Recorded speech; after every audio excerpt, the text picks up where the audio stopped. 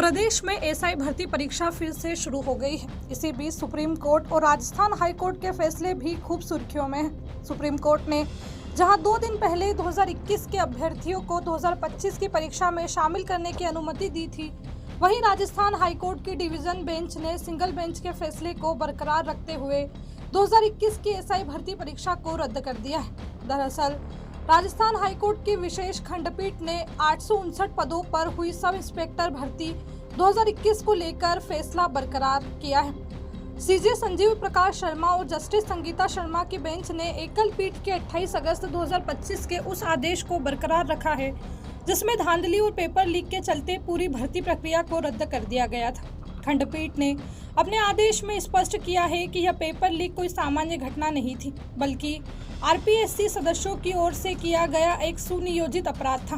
Court ने कहा कि आरपीएससी सदस्यों ने परीक्षा से 1 महीना पहले ही पेपर निकालकर दलालों और अपने रिश्तेदारों को दे दिया था। इस मामले में कोर्ट ने आरपीएससी चेयरमैन के आचरण पर सवाल उठाए।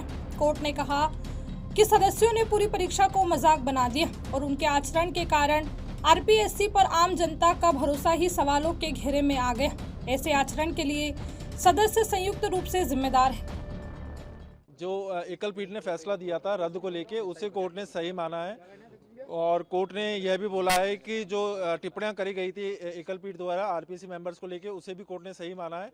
कोर्ट ने केवल बस ये कहा है कि जो खंडपीठ के द्वारा स्वतः प्रसंज्ञान लिया था वह नहीं लिया जा सकता, क्योंकि जो सर्विस मैटर्स है उसमें पीआईएल मेंटेनेबल नहीं होती। एसआई भर्ती परीक्षा 2021 में कितने ऐसे अभ्यर्थी टोटल कितने ऐसे अभ्यर्थी थे जिससे इफेक्ट होंगे? टोटल 859 पोस्ट विज्ञापित हुई थी, लेकिन इस भर्ती में करीबन 3.5 लाख लोग बैठे थे। 8 लाख लोगों ने आवेदन करा था, तो एक बड़ी भर्ती थी और काफ़ी इसको विवादों में भी रही, पॉलिटिकल इसमें रंग भी चढ़ा। तो एक बहुत महत्वपूर्ण फैसला है बेरोजगारों के लिए। कोर्ट ने राज्य सरकार को निर्देश दिया कि आरपीएससी के उन सदस्यों को तत्काल हटाया जाए जिनके खिलाफ धांधली की पुष्टि हुई है। साथ ही भविष्य में सदस्यों की नियुक्ति के लिए गाइडलाइन तय करने का सुझाव दिया।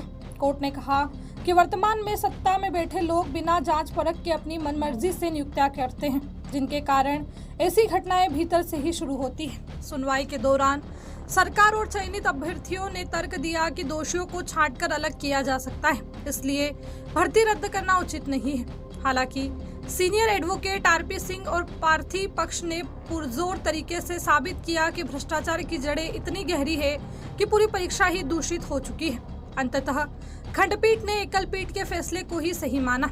डिवीजन बेंच के फैसले के साथ ही एक बार फिर परीक्षा को लेकर सियासत भी शुरू हो गई है। प्रदेश कांग्रेस अध्यक्ष गोविंद सिंह डोटासरा ने पोस्ट करते हुए लिखा, राजस्थान हाईकोर्ट के डबल बेंच द्वारा एसआई भर्ती 2021 रद्द करना एवं सिंगल बेंच के निर्णय को बरकरार रखना पेपर लीक से ठगे हुए युवाओं की जीत है। साथ ही यह फैसला भाजपा की कथनी और करनी में अंतर एवं दोहरे चरित्र पर करारा तमाचा है। 2 साल तक भाजपा सरकार की जिद ने मेहनतकश और पेपर लीक से ठगे गए युवाओं दोनों पक्षों को धोखा दिया। भाजपा ने विपक्ष में रहते जिस भर्ती पर सवाल उठाए, सत्ता में आने के बाद उसी को बचाने के लिए कोर्ट में पैरवी करती रही। अब कोर्ट की सिंगल बेंच के बाद डबल बेंच ने भी भर्ती निरस्त कर दी। भाजपा सरकार की हालत ये हो गई है कि 100 जूते और 100 प्याज दोनों एक साथ खाएं। डोटासरा के साथ ही नागौर सांसद हनुमान बेनीवाल ने पोस्ट करते हुए लिखा, आज राजस्थान उच्च न्यायालय के डिवीजन बेंच ने एसआई भर्ती 2021 को लेकर आरपीएससी में बतौर सदस्य की जाने वाली राजनीतिक नियुक्तियों पर कड़ी टिप्पणी करते हुए जिन आरपीएससी सदस्यों पर आरोप लगे हैं उन्हें हटाने की प्रक्रिया शुरू करने को लेकर जो बात कही है वो आरपीएससी पुनर्गठन की मांग को लेकर राष्ट्रीय लोकतांत्रिक पार्टी द्वारा किए गए आंदोलन व लगातार इस संदर्भ में की जा रही मांग की तरफ सकारात्मक कदम है। राजस्थान सरकार को न्यायपालिका की इन टिप्पणियों को गंभीरता से लेने की जरूरत है। विगत 20-25 वर्षों की सरकारों द्वारा स्वार्थ सिद्ध करने के लिए आरपीएससी में की गई राजनीतिक नियुक्तियों ने इस पवित्र संस्था की गरिमा को ठेस पहुंचाई और आरपीएससी में भ्रष्टाचार की जड़ों को गहरा किया है। राजस्थान सरकार को अब आरपीएससी पुनर्गठन की प्रक्रिया को जल्द से जल्द शुरू करना चाहिए। राजस्थान सीएमओ परीक्षा को लेकर फैसले और सियासत के बीच चयनित अभ्यर्थियों की ओर से पक्ष रखने वाले कैलाश चंद ने अब सुप्रीम कोर्ट जाने की बात कह दी है। सिंगल बेंच ने जो 28 अगस्त को समीर साहब की बेंच ने फैसला दिया था भर्ती रद्द का, उसके बाद में जो चयनित अभ्यर्थी थे वो डिवीजन बेंच में गए थे। उसका फैसला आज 28 अगस्त के बाद में आज 4 मार्च को डिवीजन बेंच का फैसला रद्द का ही आया है। जो पहले रद्द थी वो अभी भी रद्द है और अब ये मामला सुप्रीम कोर्ट में जाएगा। वहाँ से हमें पूरा विश्वास है कि हम जीतेंगे। कितने लोग इसमें अभ्यर्थी थे इस पूरी परीक्षा में? कितने? सर लगभग 8,80,000 अभ्यर्थी थे। 3,83,000 लोगों ने एग्ज़ाम दिया था। अंततः 859 लोग चयनित हुए थे। उनमें से करीब 63 लोग तो गिरफ्तार हो चुके हैं। कुछ लोगों ने ज्वाइनिंग नहीं की और बाकी लोग इसमें अभी चयनित थे, अपने अपने जिला मुख्यालयों पर थे सभी। आप क्या चाहते थे कि रद्द हो, उसके पीछे तर्क क्या थे?